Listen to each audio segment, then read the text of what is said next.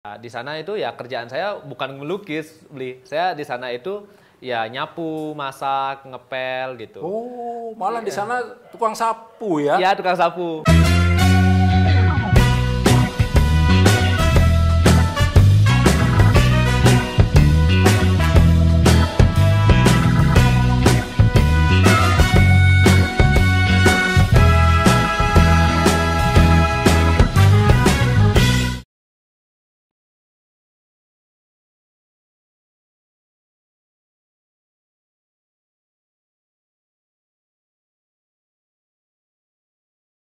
Sahabat Bentara, kita akan lanjutkan obrolan kita, perbincangan kita dengan seorang Raka Jana di segmen kedua. Jadi kita akan, mungkin Raka Jana akan banyak menyampaikan pengalamannya selama berseniman, terutama di dunia digital, khususnya di NFT. Raka Jana, tadi di segmen pertama sempat Anda itu kerja di sebuah galeri ya? Iya. Itu juga menjadi motivasi ataupun menjadi niat yang tersembunyi bagi seorang Raka Jana untuk membuat sebuah studio seperti sekarang ini ya. Ya. Itu bagaimana itu kok bisa Anda ada kuliah, ada kerja lagi di galeri segala macam? Ya, jadi sebenarnya yang kerja di galeri itu itu sebelum saya kuliah. Malah sebelum kuliah. Sebelum kuliah. Okay. Jadi in between di antara saya di SPB, kuliah pariwisata. Nah, itu saya sempat mengalami kecelakaan. Oke. Jadi tangan saya ini patah 2 kali main bola.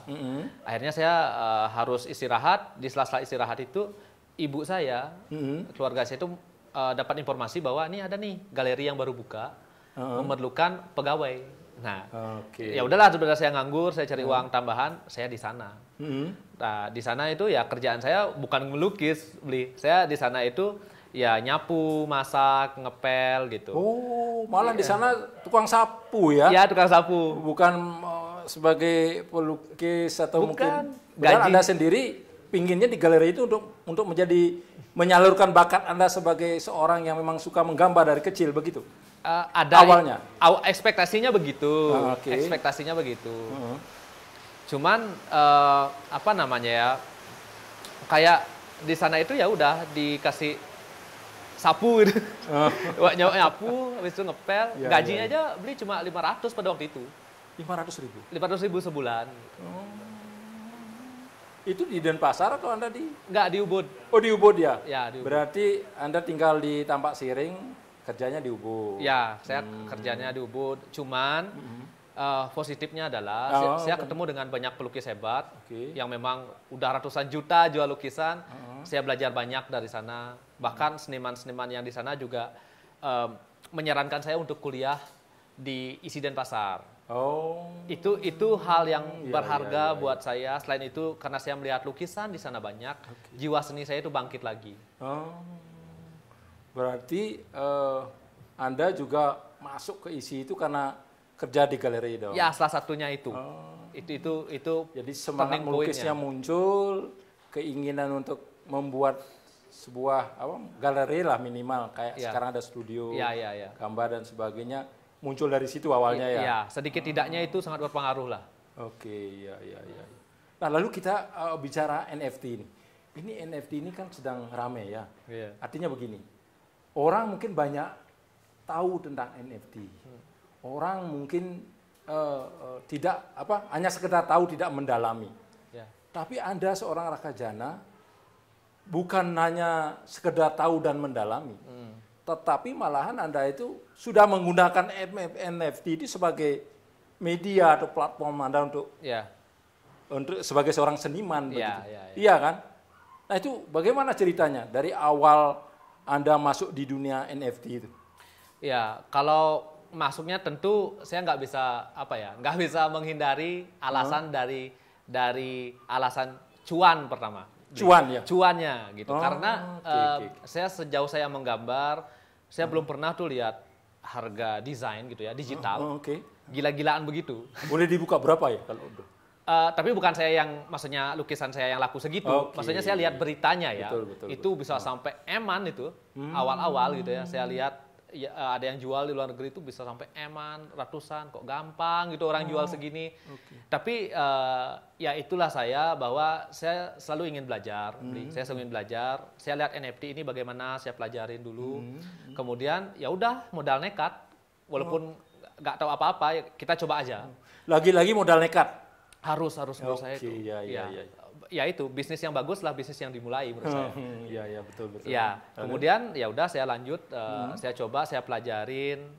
Ternyata di luar cuan itu, ternyata NFT itu menawarkan banyak hal positif nih. Banyak sekali. Di samping cuan ada hal positif ya. Banyak. Apa kira-kira hal positif di NFT? Komunitas, kemudian link, jaringan.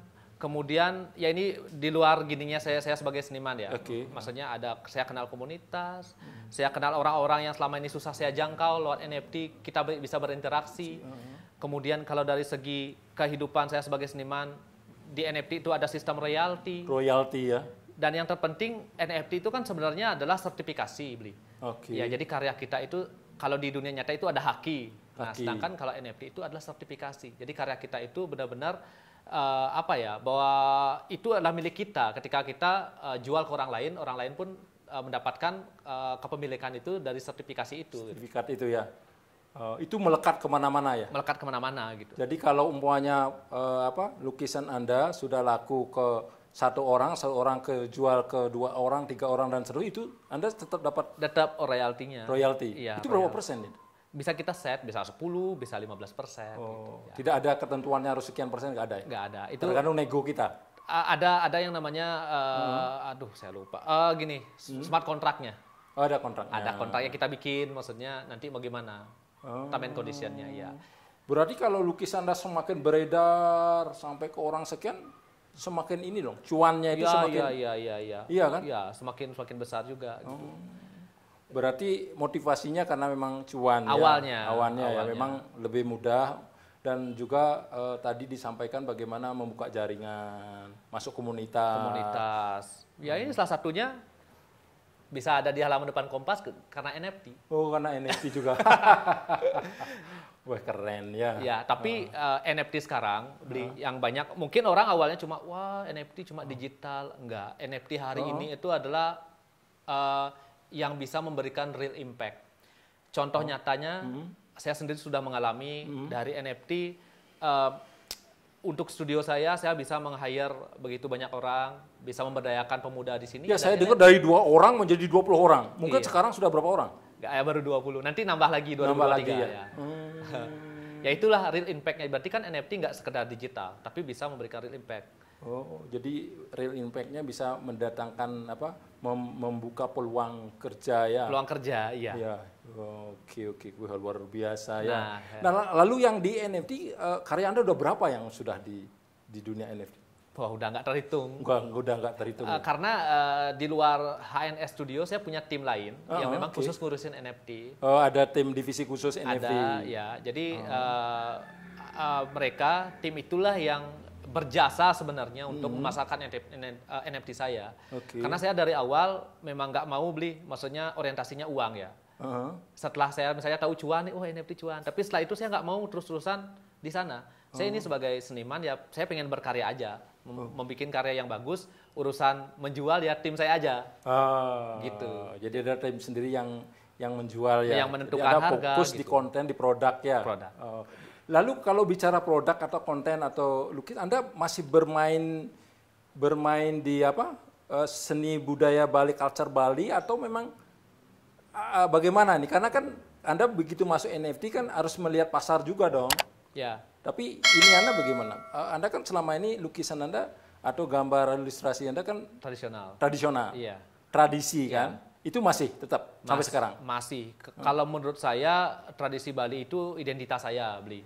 Itu identitas yang... Termasuk produk yang di NFT juga? Termasuk. Pertimbangan saya begini. Tradisi Bali itu cuma ada di Bali. Kalau kita pasarkan di luar negeri, itu akan menjadi sesuatu yang unik, mempunyai value. Kalau kita menjual yang sudah ada di sana, itu udah biasa gitu. Yang nggak biasa adalah seni tradisi Bali ini, kita kemas sekarang menjadi sesuatu yang modern. Oke. Ya, jadi kita kembangkan sehingga orang luar pun lihat, wah apa ini? Wah ini baru ini. Nah itu value-nya di sana, nilai plusnya. Berarti boleh disimpulkan kalau di NFT itu salah satunya karya harus unik dong. Pasti. Salah satu. Unik ya. Harus unik. Dimanapun outputnya nggak hanya NFT, apapun ketika kita menjual produk harus punya nilai tambah menurut saya ya. Itu yang membedakan karyamu dengan orang lain. Wah kayak ini dong karyanya Ghazali yang apa laku keras di NFT ya. Jadi mereka hanya sekedar foto selfie-nya dia dari berapa tahun dia kumpulkan, lalu dia bawa ke NFT dan laku keras sampai ya. Wah, itu eman itu. Eman ya. Itu bagaimana pendapat Anda ya? Oke. Anda kan seniman ini. Ya. Kebetulan saya kan dan Ghazali semenjak itu tuh saya berteman tuh. Itu jadi saya sempat kolaborasi dia bikin coretan, saya lanjutin tuh gambarnya ada di sana. Yang burung itu. Nah, ini gambarnya Ghazali ya. Jadi Ghazalinya bikin coretan, saya ubah menjadi bentuk seperti itu. Jadi Anda teruskan ya. Teruskan. Oke. Terkait fenomena Ghazali itu mungkin akan hanya terjadi sekali. Dalam artian kan kemarin banyak ikut-ikutan, jual KTP lah, jual gorengan gitu kan. Iya. Nah, jadi semua ikut. Ya itu menurut saya sih benar-benar sesuatu yang apa ya? Di satu sisi kalau di NFT ataupun di industri itu sesuatu yang nggak terprediksi, itu bisa terjadi. Tapi kalau dari segi movement, dari segi sebuah karya itu unik gitu. Unik ya. Ya maksudnya semua orang bikin karya gambar bagus-bagus, dia jual selfie, itu kan sesuatu yang unik. Iya. Kalau dari segi movementnya dia ya. Di satu sisi juga ada peran konsistensi. Kan dia ngumpulin foto. Ya, konsistensi betul. Lama. Nah, kalau terkait kemarin nge-boom itu, mungkin ada dua alasan menurut saya gitu. Ada karya yang memang dibeli karena orang suka kreatornya. Contoh misalnya saya sudah berkarya lama nih, udah 12 tahun sekarang saya berkarya. Otomatis saya sudah punya orang-orang yang menggemari karya saya. Nah, dia ketika saya pindah ke NFT, orang-orang ini pun akan ikut juga. Tetap terus untuk support. Ya. Jadi mereka nggak pure lihat karya saya, tapi lihat, beli Raka buat NFT, bikin lukisan, bikin apa, saya pengen support nih beli. Itu support ke kreator. Ada juga orang yang beli karena memang yang namanya manusia kan secara psikologis makhluk sosial, pengen dianggap strata sosialnya. Kalau saya punya nih NFT-nya Ghazali, wah saya keren nih. Itu yang terjadi kemarin. Status ya. Jadi orang berlomba-lomba punya, wah saya punya Ghazali, otomatis kan efek domino. Efek domino. Ya sehingga kayak sekarang udah hype-nya itu udah hilang, ya kembali lagi normal. Tapi kalau Anda sebagai kreator yang brandingnya udah dibangun lama, itu akan sustainable. Kan kita bisa lihat di luar NFT, apapun yang viral, sebenarnya itu susah gini. Setelah viral yang susah, tantangan selanjutnya apa? Karena orang akan berekspektasi ketika kita viral. Akan menunggu begitu ya? Apa nih lanjutannya? Kalau Anda tidak bisa mengeluarkan sesuatu yang lebih dari sebelumnya, Anda akan turun. Tapi kalau Anda sudah membangun dari lama, itu akan sustainable, jangka panjang. Biarpun Anda naiknya itu enggak. Lantas apa yang Anda lakukan seorang Raka Jana untuk bisa terus berkelanjutan di dunia NFT ini? Tentu ya kita harus inovatif ya, itu jelas sih. Inovatif, yang saya tahu itu zaman sekarang, beli. Satu, kita harus inovatif, udah pasti.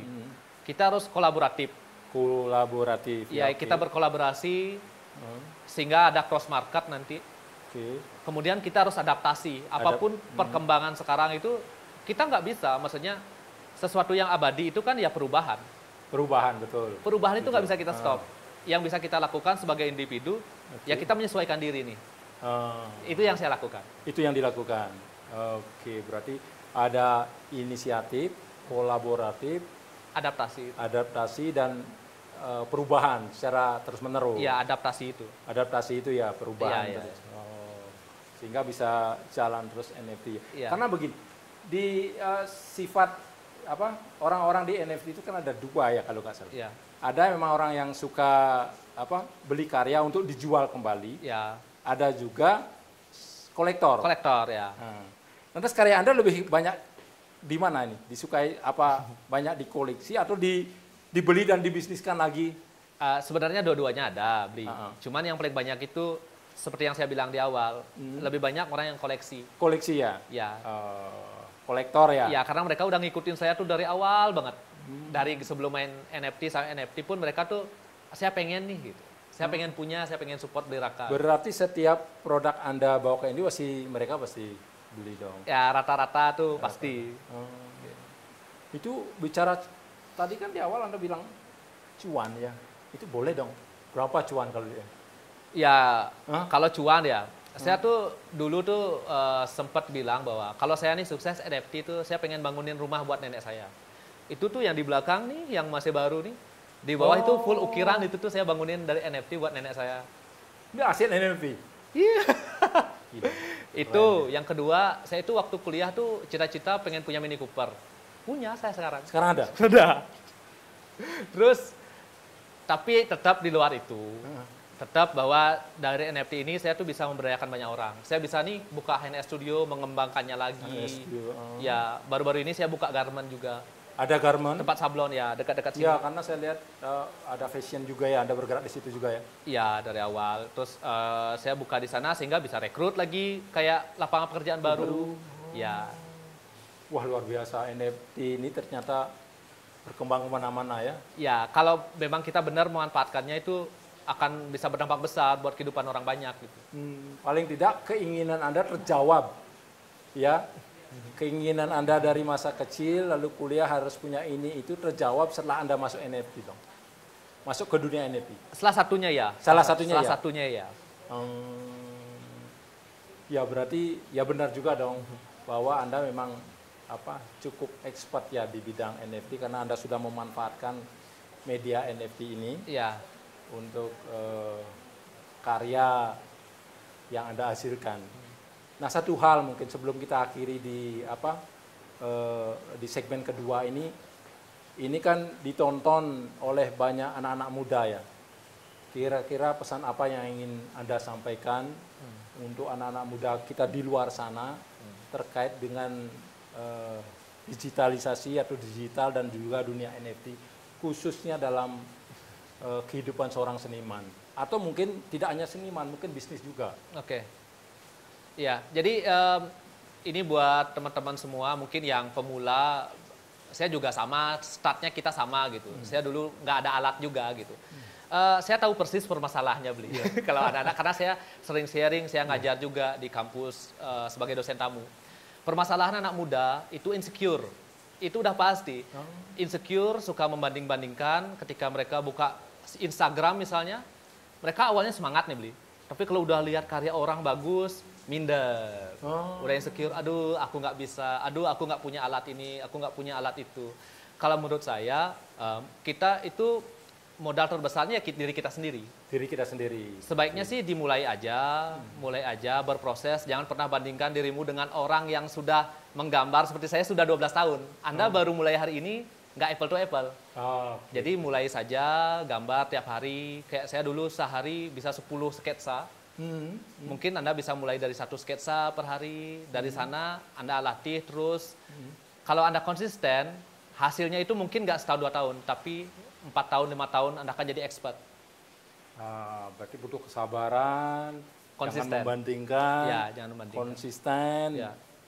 Berarti di IG Anda ada tuh karya Anda, ada tulisan jangan membanding-bandingkan begitu ya. Iya. Oh, itu juga sudah hasil dari pemikiran Anda tuangkan di hasil karya Anda itu ya. Saya lihat di IG Anda ada itu. Iya, saya selalu bilang dimanapun bahwa yaitu masalah terbesar itu bukan ide kreatifnya sebenarnya. Saya rasa semua orang punya ide kreatif gitu. Nah, yang jadi masalah adalah ketika mereka membandingkan.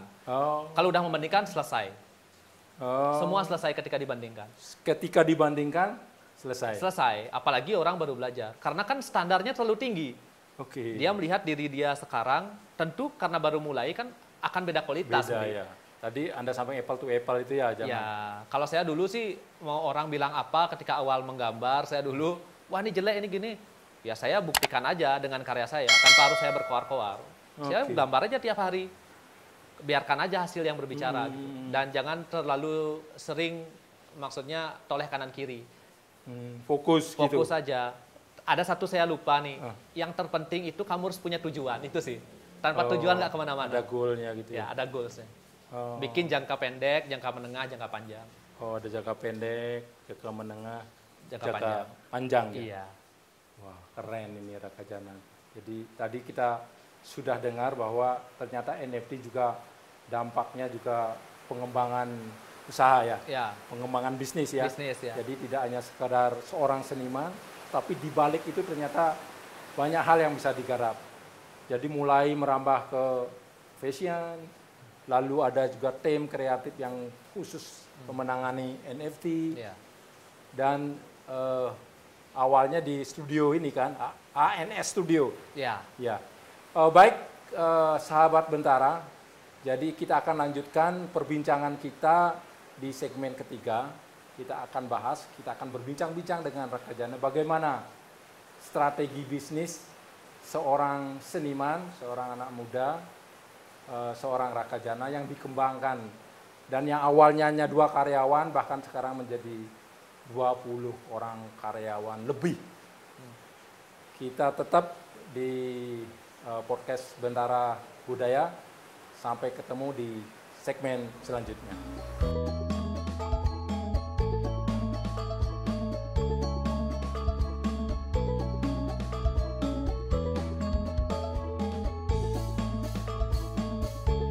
Saya lebih percaya konsisten ketimbang bakat, Bli.